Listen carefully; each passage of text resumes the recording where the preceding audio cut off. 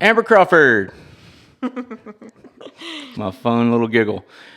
And the one that talks the most crap along the way in the rope and pin. Even when she's doing her worst, she's always doing her best. Yeah. Enjoy watching your rope. What's going on with that arm? So I had surgery on May 8th. Found out I have a rotator cuff tear, probably from roping. I went in just to have my shoulder kind of cleaned up, everything kind of fixed up so the pain would go away. That's kind of been bothering me for the last 4 or 5 years. And like I said, somewhere between San Antonio and February when I had my MRI to May 8th, it did actually tear the rotator cuff. So now just mending and healing. So What was it, 4 to 6 months? Hopefully 4. hopefully 4. For 100%. 100%. They told me 6 months, but I think after 6 weeks, once I can actually physically start moving and doing things my own and myself again instead of being kind of restricted, hopefully it should go a little bit faster. You're not a person that's typically easy to restrict. Nope, not at all. So people that don't know Amber Crawford, me and her husband, Kurt Crawford, share a lot of interest in horses. Me and Kurt actually have a childhood spent together, raised up by his parents along with my mother. Have a great history, it's like a big family. We normally, when Brad's not on the road, we're getting together on Sundays or if y'all are not on the road. But Amber, explain your childhood of how you got started in all this. Well, I come from a family, both my mom and my dad both had something to do with horses. My dad was more on the rodeo side. My mom did a little bit of everything. She started out with some Western pleasure, and then she went into some cutters, and then she went into the rodeo and barrel horses. Mainly barrel horses, not so much just strictly rodeo. And so, whenever I was a kid, I had an older sister that's 5 years older than me, and here I am chasing her on a horse, So by the time I was a year old, I was on my own horse by myself, just trying to catch up. I was always trying to be at her speed, at her level, and, my background is just the love of a horse. It's not a particular horse or a particular thing, but through the years and stuff, my roping is where it fell. I did everything when I was younger. I run barrels, I tied goats, I roped, I rode cutters. I did all of the things from, when I was younger all the way through high school. In college, I went on a scholarship to A&M, to rodeo, did everything, roped, run barrels, tied goats. It wasn't until after me and Kurt got married that I just decided just to do the roping. That's where that's where my passion was. That's where I, wanted to do. That's where I wanted to be successful was, because whenever you try to do the multiple things, when you try to do all of it, you're never great at one thing. You can't be great at multiple things. You can be great at one thing because of the work and the dedication you have to put in it. And so after we got married, I decided just to stick to the roping. I gave up the cutting and stuck to rope horses, and that's what leads me where I am today. So you did carry a PRCA card, right? I do. For the last 3 years, I've had my pro rodeo card ever since Breakaway kind of took off in the pro rodeos. This year, it's going to be a little on the slower side, but we started out the year going to San Antonio and some of the bigger Texas rodeos, and like I said, I knew something was wrong in my shoulder. We've kind of known it for a little bit, that I've always had some kind of shoulder issues going on, but I didn't know the extent of it, and then it was that bad. So. Got you.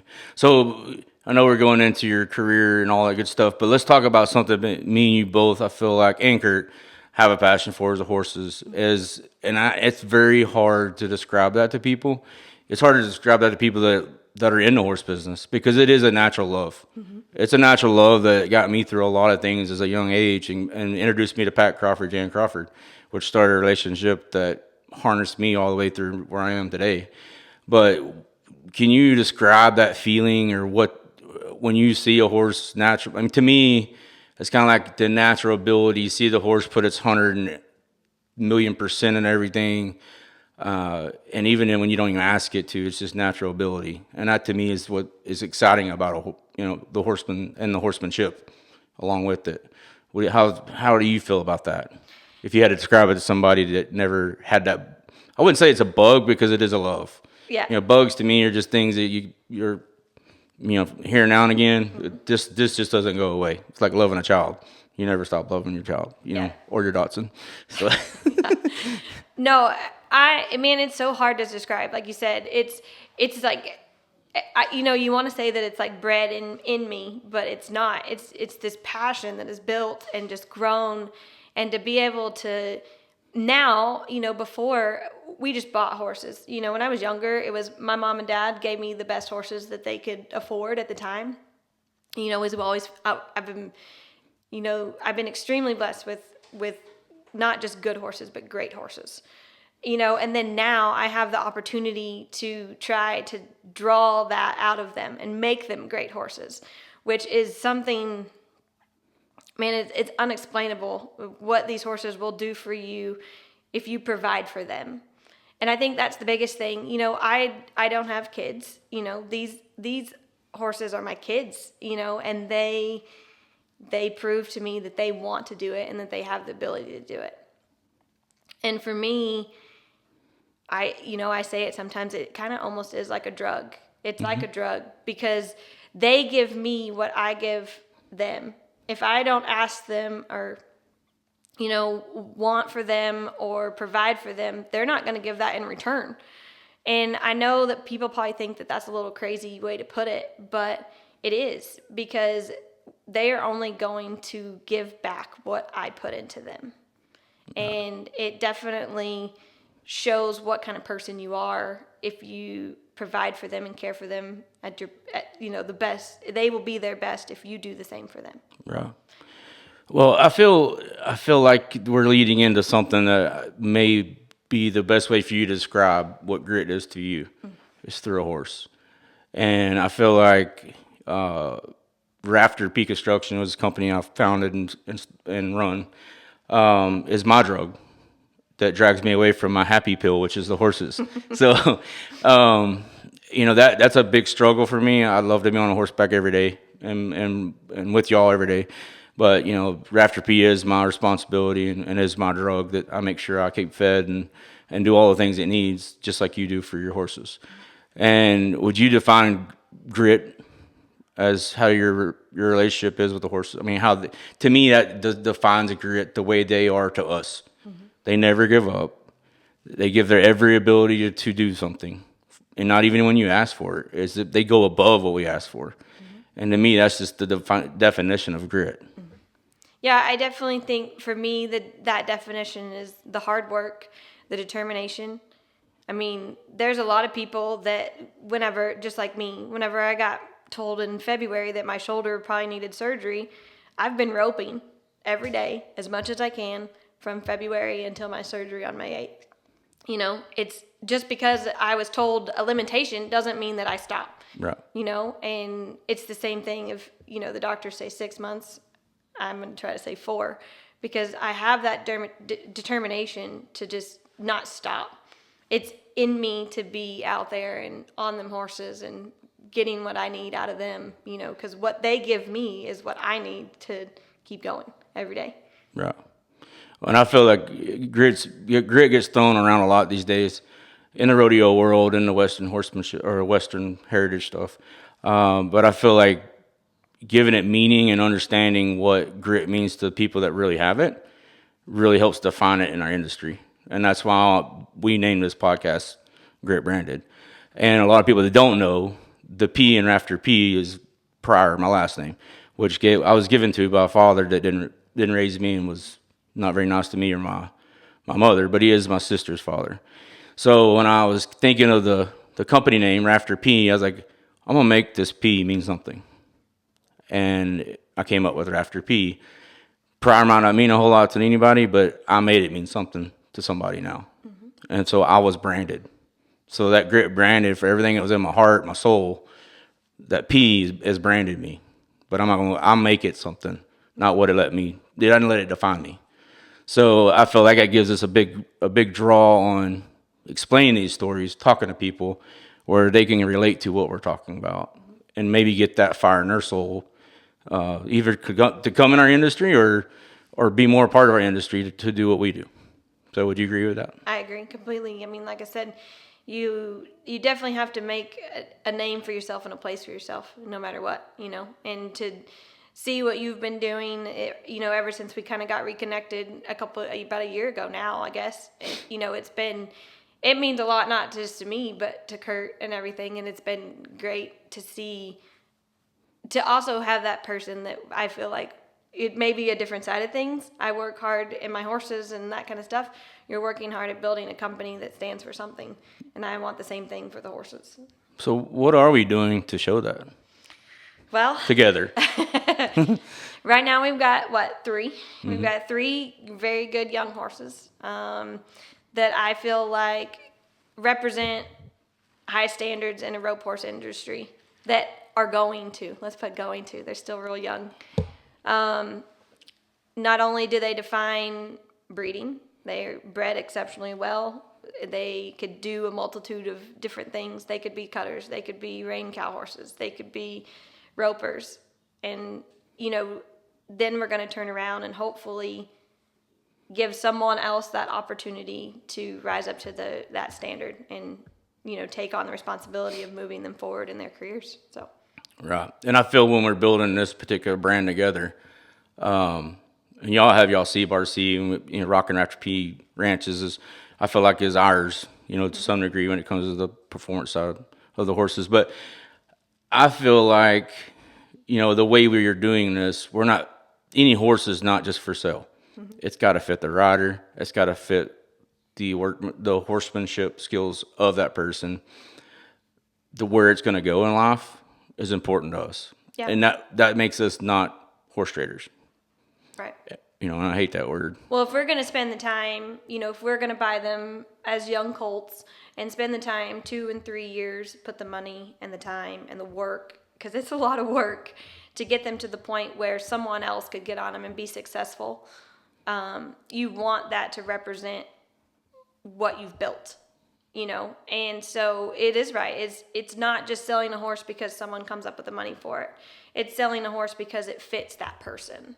And that and even now I offer, and this, I offer people all the time, if you buy a horse from me, that doesn't mean you close the door and never talk to me again. Call me. I know this horse. I can help you. I can work through things.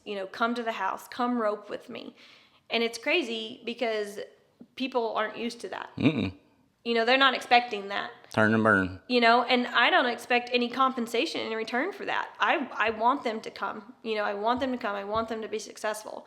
And so I definitely feel like with the Rockin' Rafter P, that we are still going to send that on. Of if you buy this horse from us, then you have an open door to us at any time. To either fix it or bring it back. Yeah. Give your money back. Yeah, bring it back. And that's unheard of. Mm-hmm. And because most people don't. They, once a horse is sold, it's gone, it's out, it's off your hands. I don't want to be like that. I want people to continually want to come back to me and say that I enjoyed buying a horse from you. I love the way that horse is trained. What else do you have? Right. So generational relationships. And it takes time.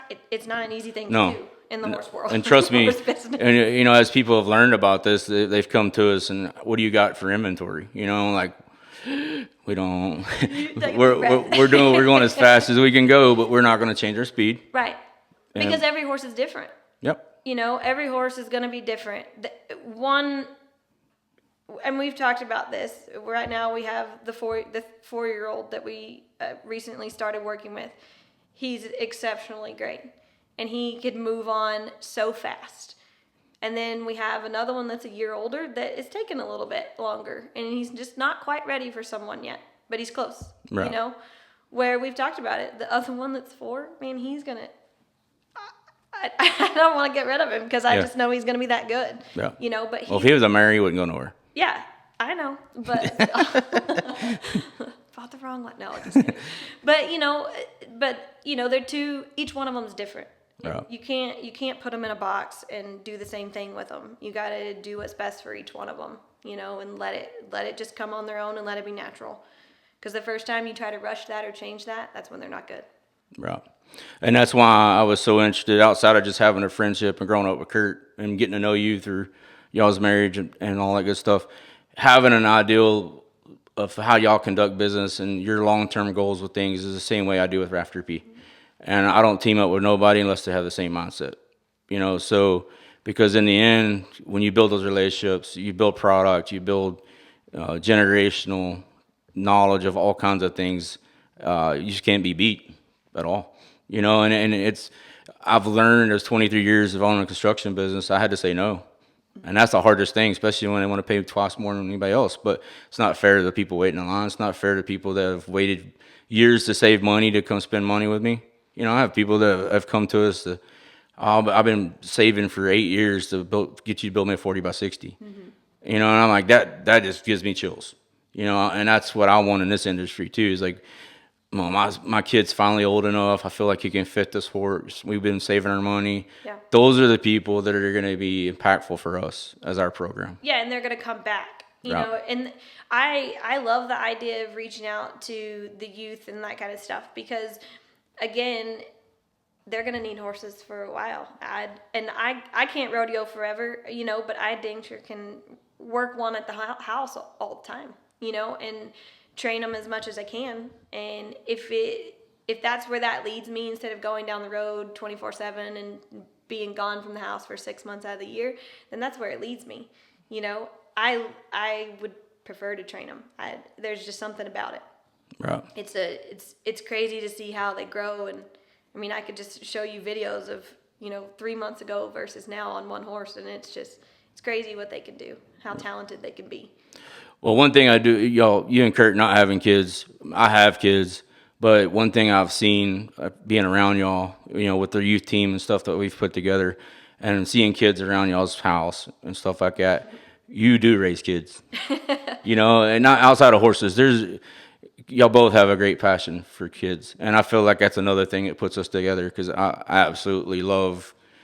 I could probably raise 30 kids. I mean, no, I wouldn't want to live with all of them. I'd love to help raise them, but I have that passion. I feel like y'all have that passion too. It's just making an impact. My nursing, I did pediatric ER nursing for 10 plus years, and I didn't want to work with adults whenever I was in nursing. I didn't want to be on the adult side. So it's not that, everybody's like, oh, she doesn't like kids. It's not that I don't like kids. It's just I didn't want to have any of my own. And I feel like that's a perfectly Nothing wrong with acceptable that. thing. Yeah. But I definitely am passionate about people that, are passionate about their kids and that want to put everything they can into their kids. Right. And, if I'm part of that along the way, then that just helps. That's just a good deal for me, yeah. Because Bonus. like I said, I like being involved in that. Right. So let's talk about your professional career as far as being a nurse right now. I know you'd want to talk about your real career, but honestly, when I met you, I didn't know you were going back to work, how loaded up you are in skill sets and what you have done. I think that's remarkable. And I think it's a good thing to talk about too, where the community learns there's other things outside of rodeo that you could go along the way and be on the road and do and not do or be full time in it. So tell me exactly what all you have as far as. So whenever the pro rodeos took in breakaway or started taking in breakaway roping, I was still actually working in the hospital. And, it was about 2020, I guess, whenever they kind of started popping up. And so I took I was kind of over the bedside aspect of nursing. It's a rough job, and it's not an easy job to do. And there's a lot of political stuff that I don't think a lot of people see all the time. Because ultimately my bottom line is I don't care about the political stuff. I'm here to take care of the kid and the patient. That's my bottom line. I'll do whatever it takes, and that's just the way it should be. So I don't always like that. And so I went into a job that I worked from home. And that was really good. I did bill reviews for a company. They hire nurses to do bill reviews for insurance companies. So they're kind of like a third party or second part. I don't know if you want to call it like a third party kind of company. They don't work for a specific person in general. They work for the insurance company. And man, when rodeos started getting when they started getting kind of a little hardcore, I just loaded up everything and went down the road with it. My only problem was I had to make sure that I had someone to drive, because I had to work Texas time, 8 to 5, Monday through Friday, no matter what, no matter where we were, whether we were up at a slack. What I would do is when I'd get to the slack, it was about time for the breakaway. I'd just take my lunch break and go rope, and then come back and go to work. And so, I mean, I think that gives you an example of how bad I Rope. Oh, I know that determination. Work full time. There's not very many people, if you look at it, they're rodeoing full time and have a full time job sitting right there. That desktop computer. I figured out how to plug it into the truck, go on down the road, use the internet, and I had a full desktop screen just sit in the middle console. Or if I felt like it, I would get in the back seat and just face it toward me. Well, but that is, also explaining to the future of rodeo that you can still have a job in pro rodeo. Yeah. And just this is a profession or a particular profession you can. What degree do you have? I have a lot. Because you gave me a long list of a lot of letters. I have a bachelor's in science from Texas A&M. That was what I did first. I thought I was going to go to vet school, but I just realized that I would rather have my own horses than mess with everybody else's. Because when you're a vet, you don't have that life and luxury of doing your own. So my backup plan was to go to nursing school, but my dad told me, he was like, you have like 20 hours left down there. I've already paid for that school down there. You're going to finish it. So I finished my 20 hours at A&M, which I'm glad I did. I loved it down there. I loved the rodeo team down there. It was great. I finished my 20 hours. I came home and I went and got my associate's degree in nursing and started working. My first job was just a little job in Terrell. There used to be, I don't know if you remember, you might, there used to be a Terrell Renaissance right there in Terrell. It was terrible. Yeah, they tore it down. Terrible. It closed. Yeah, they tore it down. After I left, it closed. Yeah. And I started working at Children's. And so in Dallas. And so when I was at Children's, I got my bachelor's in nursing. And then when we moved to Fort Worth, I started working at Cook in Fort Worth and got my master's in nursing administration. So I have lots of loaded up. Yeah. So there's lots of letters after my name if I want to be technical, but I'm not that technical about it. Right. I see that. So let's talk about your favorite horse. Your favorite horse that you've owned, favorite horse you've ever seen that somebody else owned, and let's talk about your all-time favorite stud outside of me and Kurt. You want favorite horses of like what we have right now? No, your favorite horse you ever owned, not right now. Well, we can start there. Okay. Favorite horses, man, I would have to say two of them right now. I hate to say it, but Whiskey, the one that we have right now, the Roan, he's kind of edging up there. It's getting real close to being favorite. Personality-wise, he's just great to be around. Easy. Yeah, wants to please. Yeah. Never gets upset or riled up or everything. Like, he's very marriage material. Yeah. I mean, if you're looking at it from a different perspective, he's just easygoing, does his job, comes home, takes care of himself. If only they did not cut him, Yeah. But he's pretty to look at. Right, marriage material. I think that was a good purchase for us. He definitely, because you always take a risk whenever you buy these colts. Mm-hmm. You don't know what you're getting into. You can try to be as prepared as you can, but they could still be terrible. Mm-hmm. But knock on wood, we've had some good luck, Favorite all-time horse, man, I hate to say it, but I think Caddy takes the cake on that. I can tell he's always close to your heart. Yeah. So Caddy we bought as a 2-year-old from the late George Chappell. The thing is, you can't ever buy another one from him. Kurt, it was Kurt's horse. It was not mine. I had mine. We had actually bought another little mare from George just before that. And it wasn't until Caddy was probably almost 6 that I actually got to rope on him. He was Kurt's hill horse, and he started going to ropings as a 3-year-old, like rodeos as a 3-year-old. And there's not many that do that. Mm-mm. And he's 16 now. He's been my breakaway horse since I think I took him over full time by the time he was 7. He's that old? I didn't know he was that old. He's 16 this year. He don't look it. No, he doesn't. He looks great, The biggest thing is just, one, they get that old. It's not nothing in the thing, but if they're going to continue to be at a high level, they have to be in shape to be at a high level. So that's why we try, even though I'm not going right now, Kurt's been riding him more, just trying to keep him at that level so that he doesn't that's when they get hurt, when they get down and not doing anything. And then you ask him and he's going to give us, he's going to give us everything. But the thing that's special about him is my nieces, when he was 3 and 4 years old, would take him to the junior rodeos and goat tie on him, like goat slapping and goat ribbon pulling. You don't take 3 and 4 year old colts to that kind of stuff. They would push him over at the side of the trailer, go get on him bareback, and and that's the thing about him. I could sit there, get on him, and go run 5-6 calves on him, and you could turn around and put whoever kid on him, never been on a horse, somebody that's never been on a horse, and that horse drop his head, walk off, and he's a babysitter type.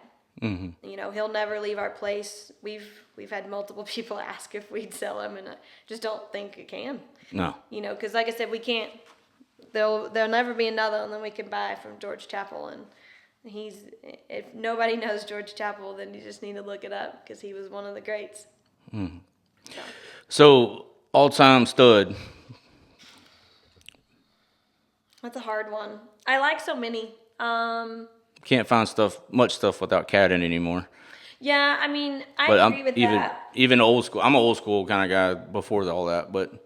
Yeah, I mean, I definitely agree. Like, there are a lot of highbrow cat studs that are really great and show, but I don't know if I'm just so big on the studs as I am. Let's look at the bottom side. Let's look at those mares and see what those mares are out of, and look at the crosses that are great on those studs with those certain mares. You know? I won't lie. I haven't always been a big fan of dual raised, but I still have a couple that I feel like are great and exceptional. But you want to go back and look at the dual raised that are great and exceptional. You go back and look at the mares. The mares were great and exceptional. Really? Let's just take Caddy's breeding for instance. He's by a stud called Ray Dual Badger, which is his own son of Dual Ray. But on his bottom side, he's out of a mare by Shorty Lena. Shorty Lena was more of an old time stud, right? But I did a little research before we bought him because I was really leery about buying a Dual Ray. And the research stated that Shorty Lena was a great mare producing sire.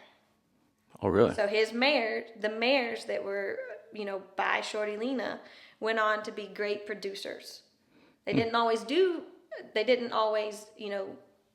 have their own earnings, their own private earnings, or, but their producer earnings were like crazy ridiculous and through the roof. I didn't know that. And so then now I have Caddy, who it probably exceeds an expectation of what some dual rays do, because they can be a little hot and they can be a little silly, and they sometimes take a little longer to, be good.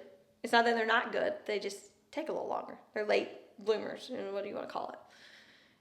So I'm real big on mare lines, but I'm one that, I'm not going to look down on a bad stud. I like the Woody B Tufts. I like the cats. I'm definitely not picky, but I want them to have a good, strong mare line. Right. Or something that is shown to cross well with that stud on the bottom side. And that's where we're going to bring our breeding program together eventually, when time allows and all that stuff. Kurt can only work so fast. One person. So y'all been married how long? Do I have to count? We got married in good guess. How about that? 2007. Do the math. 2007. Because I graduated nursing school in 2009, and we got married. We got married in August, and I started nursing school and got back from our honeymoon. Really? Yeah, try that on for a marriage. Huh. nursing school full time, not have a job, and he's the only one working. It's a great way to start off. Yeah, it's a little rough. Kind of like how, A little bit. yeah. It's all right. So, but I see y'all two and your two little babies, which are your little Dachshunds. Mm-hmm. What are their names? Cactus and Momo. Mm-hmm. And then we have Rico. He gets. I forget Rico. I know. I shouldn't forget him. Rico's our Working dog. our working dog. But so what I understand, Momo, you're sleeping in a recliner right now. Yep. And Kurt's sleeping in the bed. I cannot sleep. I haven't tried it yet. I don't think I'm a side sleeper, like beside and stomach sleeper. So I don't think it's gonna work. So I've been sleeping in the recliner. It's getting rough. Going on almost 3 weeks now. So the kiddos are split though. Yep. Cactus is the princess, and so she is not gonna sleep not in her bed. Like that's not gonna work. Kurt's got her. So Kurt's got her, and then Momo will not sleep with me. Like we've tried to I'm like, just go, it's fine, just sleep, let her sleep in the bed. And as soon as I leave the bedroom to go get on the couch, here she comes, and she gets down off the bed and she sits at the foot until Kurt puts her in my lap. And then, like this morning, it was really funny. I sent Kurt a Snapchat of it. This morning, I wake up, and so when Kurt goes to leave for work, he goes out and feeds all the horses, and then comes back in, gets ready for work, and then he leaves. I've been working from home for about a week now, and he puts Cactus up on the couch too, so they don't wake me up. And I woke up this morning with Momo across this shoulder and Cactus on this shoulder because they don't want to touch each other right now because Momo's a little protective. She doesn't want anybody but herself up there. Imagine I that. woke up, I was like, why do I feel so heavy? Like I felt like I was heavy, like I couldn't move, and that's because both of them were laying on top of me. Well, Momo to me, I can see the personality resemblance 100%. Yeah. Yeah, and she is one of my favorite. The Cactus is, of course, the princess, but and lovable. But I love that fiery little, raspy little thing too. Yeah. She is bossy and fun. I started walking because this has kind of taken me for a little bit of a loop. I feel like I'm lazy and out of shape, and I want to be to the point where whenever they say, "All right, you can try to start riding or doing any things," I want to be able to do it because that's the other thing that I don't think a lot of people realize. You can't be out of shape and do this. And then you add that I'm 40. We don't talk about that. But, I'm roping against girls that are 19, 18, 17 and younger.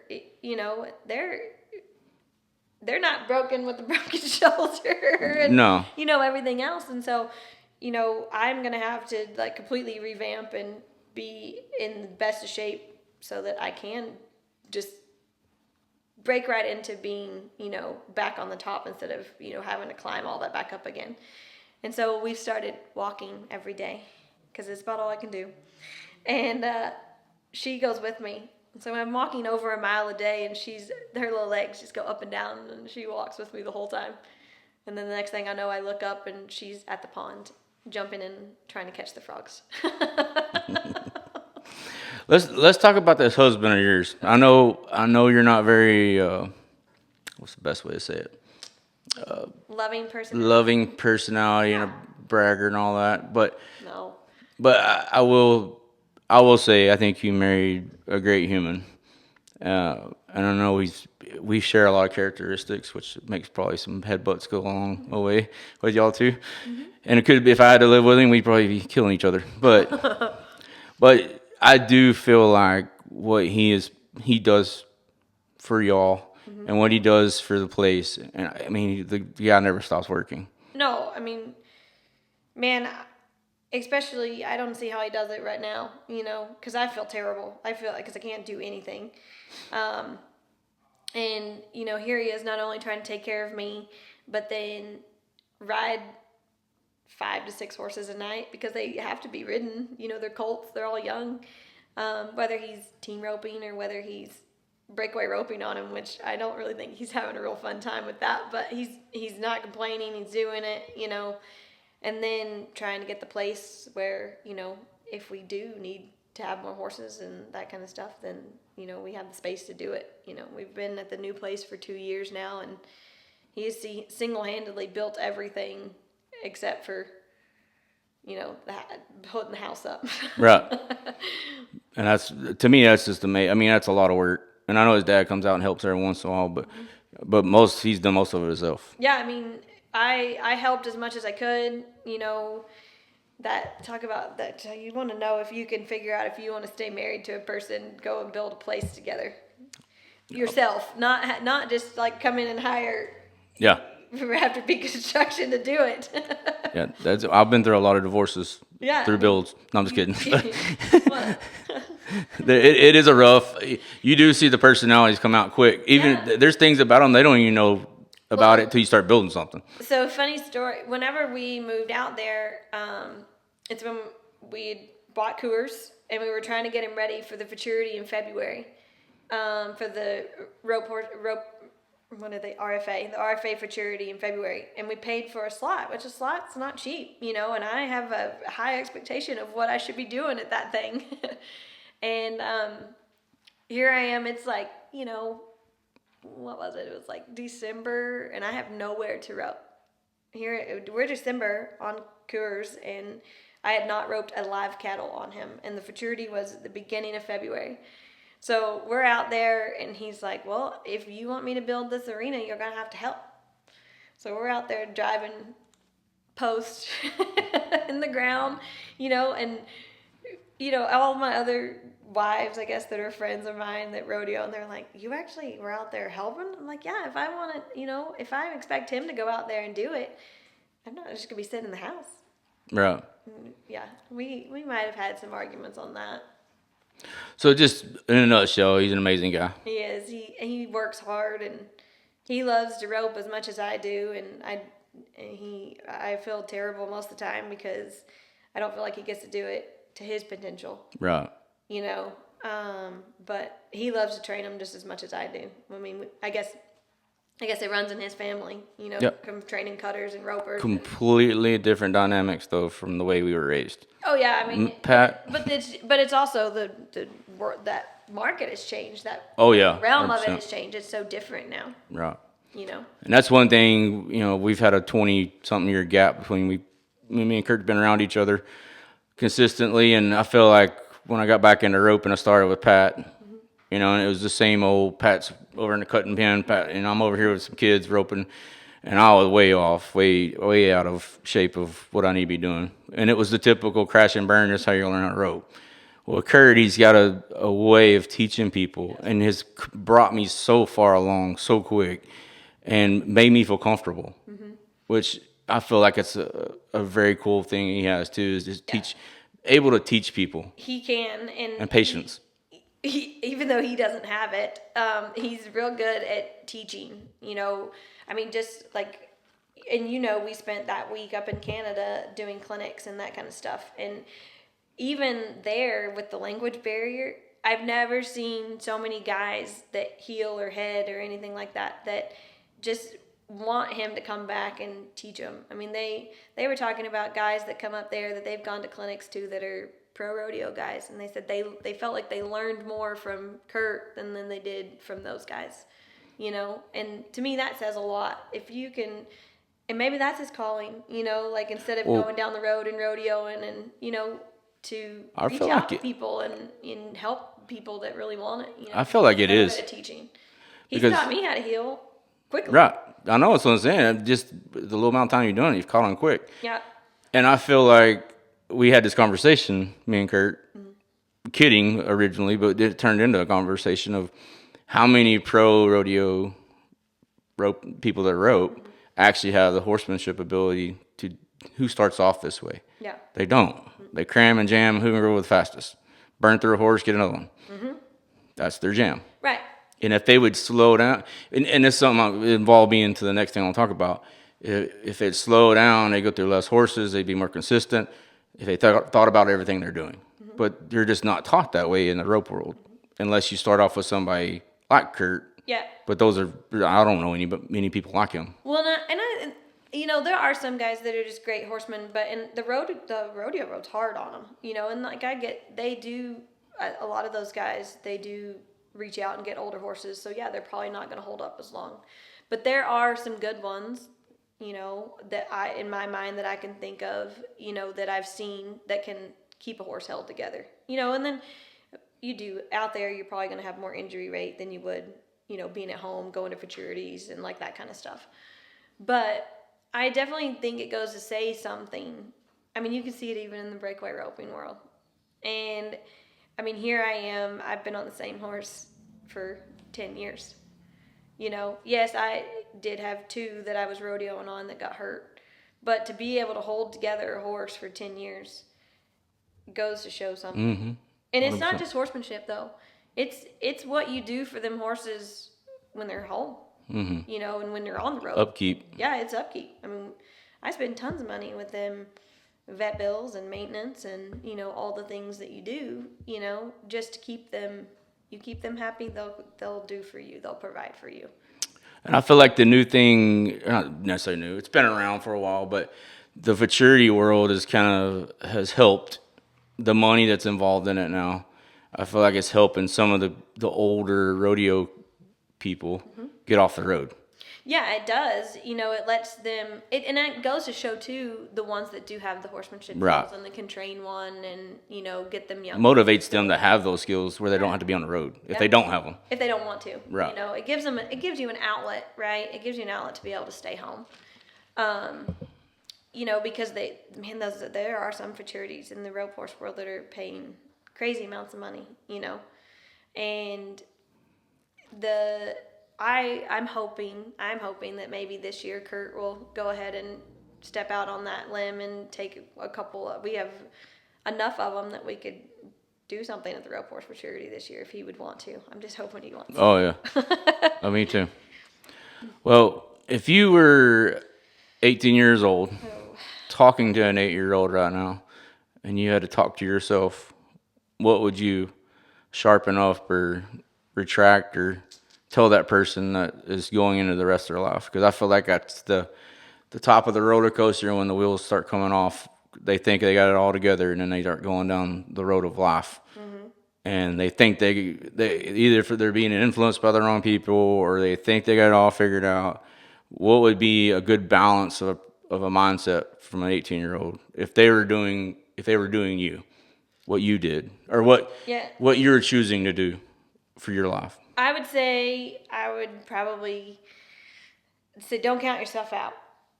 I think that I have done that before, especially like I feel like I'm kind of going through that right now. I mean, like, you turn 40, you have to have surgery, you're out for 6 months. I just feel like I'm behind, right? You have that regret. Don't ever have that regret and that feel of counting yourself out and be down on yourself. I think if I could change anything that I've done over the past 20 years is having a better outlook on on my attitude about that.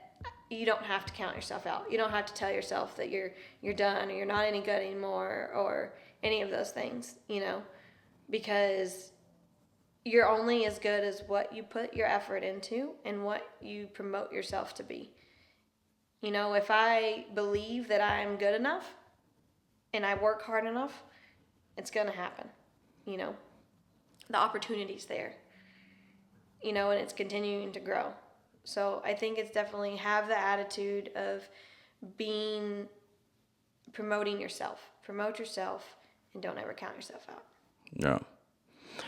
I feel like that's a great part of what I would say too. Like I think I was been an underdog since the day I was born, and I'm glad I was. I don't regret none of it. I used to regret it when I was 18, 20 years old because everybody else was way ahead of me in life, but I was actually way ahead of them. I didn't even know it. And I was 30 years old. People were still living with their mom and dad, and I've been out on my own since I was 16. And I don't regret that, but also I counted myself out a lot. And one thing I welcome for the future of our 18-year-olds plus is balance your life. Get some rest. Don't wear yourself smooth out mentally, physically.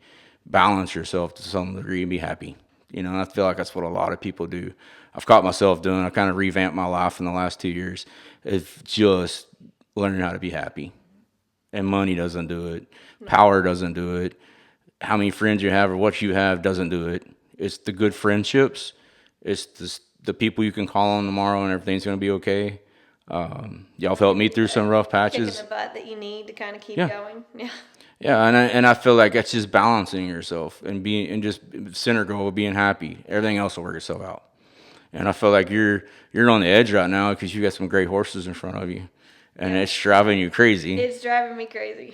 You know, and I feel like but you're having to balance yourself. You're having to get yourself right because you have that fear of missing out. You know, Right. I do. Like I feel like I'm missing out right now. But we're just starting though. Crazy. Yeah. What if you'd have waited 2 more years and we're in the middle of however many? I know. You know what I mean? So it's hard. I'm just saying I'm a driven person just like you are. It's very hard to balance yourself. I have to pull myself back. I try to do everything in the world to create something new. I get bored.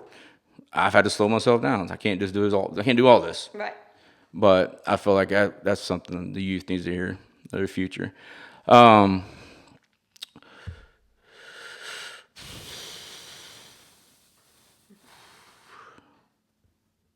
We covered everything. So, just kind of wind it up. Yeah. Okay. All right, Amber, it was great talking to you. Hope everything heals up. Get feeling better. Yep. Don't kill Kurt. I'll try not to. Tell my babies hi. And chicken. We didn't talk about chicken. We didn't. Yeah, my big old baby. Down there, hanging out. Yeah, he's living life. waiting to bug me off. He hasn't been ridden in a while. Yeah. So, anyways, best of luck. Yep. Talk to you soon. Will do. That's great. Don't melt that.